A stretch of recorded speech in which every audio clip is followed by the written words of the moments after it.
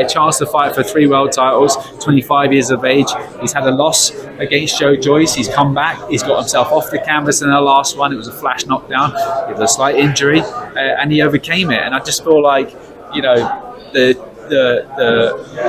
Alexander Usyk's a phenomenal fighter, you know, but he's a man, 2 arms, 2 legs. He's a smaller man than Daniel. He has the gold. He has that pot of gold. You know, if Daniel was to ever box Tyson Fury, you know, he's getting paid a fee. Whereas if he beats Alexander Usyk and he has all of these, AJ's going to be after him. Joe Joyce rematch will be there. Tyson Fury undisputed. You know, I know you guys can downplay it, but he's one of the hardest punchers in the heavyweight division. I believe he's probably the hardest puncher in the heavyweight division. And you know, if you look at Derek Chisora, he had a hell of a lot of success against Usyk. Now we're all fixated in on the Usyk that came out and boxed Anthony Joshua, a guy that was. His tactics were phenomenal, and he came back when he was hurt, and he showed true courage and grit and stuff. He's a little bit older since then, and if you don't take this opportunity, you're at the back of the queue.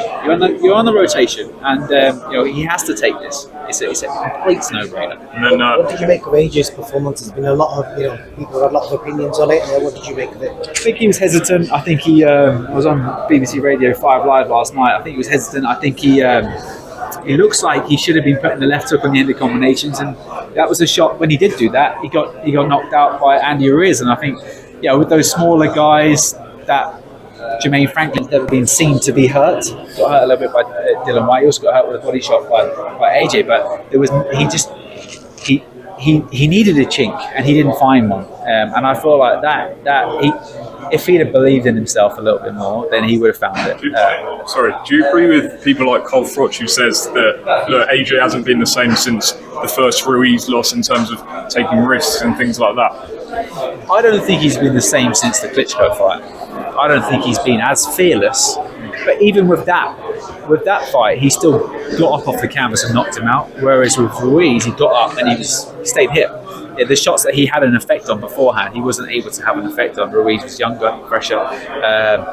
But look, it's just one of them things. You've made so much money, and you're constantly thinking like, I've got to win. You know, I've just got to secure it, because if I win, then the Fury fight's there, or there's a chance to fight for world titles, and that's why you're always zoned in and fixated on winning, and it's mainly just securing the bag, as they would say. I don't think that's not the way to go about it. That's not the way to go and put fear up people. Put fear up people by knocking them out and believing in yourself.